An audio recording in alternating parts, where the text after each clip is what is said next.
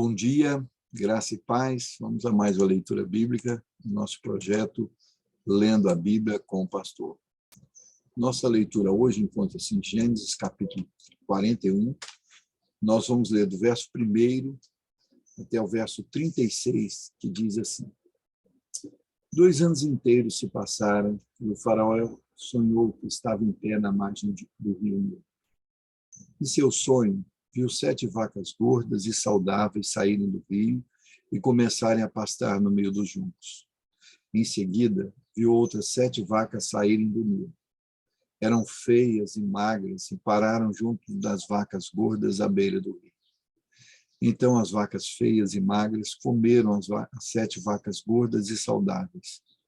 Nessa parte do sonho, o faraó acordou. Depois voltou a dormir e teve outro sonho.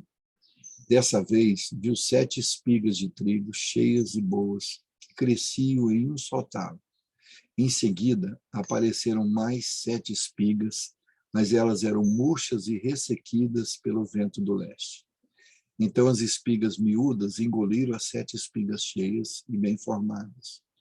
O faraó acordou novamente e percebeu que era um sonho. Na manhã seguinte, perturbado com sonhos, o faraó chamou todos os magos e os sábios do Egito. Contou-lhes os sonhos, mas ninguém conseguiu interpretá-los. Por fim, o chefe dos copeiros se pronunciou. Hoje eu me lembrei do meu erro, disse ao faraó. Algum tempo atrás, o senhor se irou com o chefe dos padeiros e comigo e mandou prender-nos no palácio do capitão da guarda. Certa noite, o chefe dos padeiros e eu tivemos cada um sonho, e cada sonho tinha o seu significado. Estava conosco na prisão um rapaz hebreu que era escravo do capitão da guarda. Contamos a ele os nossos sonhos e ele explicou o que cada um significava. E tudo aconteceu exatamente como ele havia previsto. Fui restaurado ao meu cargo de chefe dos copeiros e o chefe dos padeiros foi enforcado em público. Na mesma hora, o faraó mandou chamar José e ele foi trazido depressa da prisão. Depois de babear-se e trocar de roupa, apresentou-se ao faraó. Disse o faraó a José: tive um sonho esta noite e ninguém aqui conseguiu me dizer o que ele significa.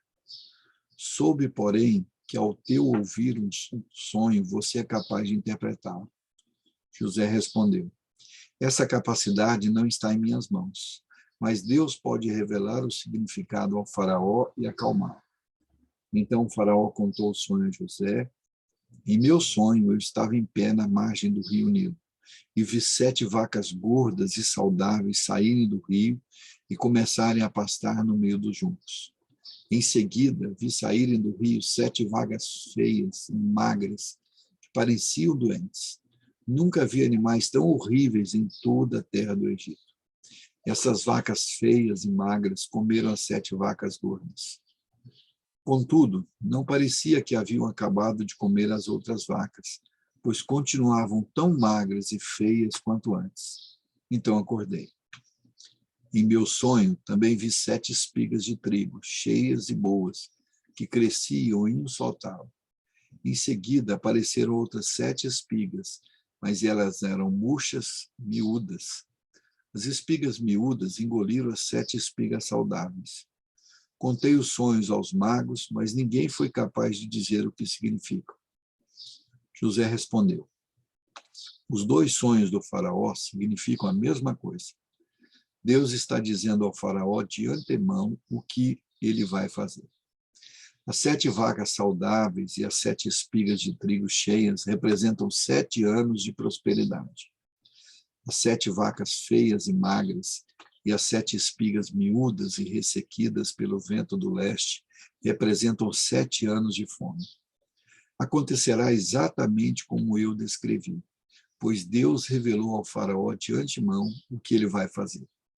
Os próximos 7 anos serão um período de grande prosperidade em toda a terra do Egito.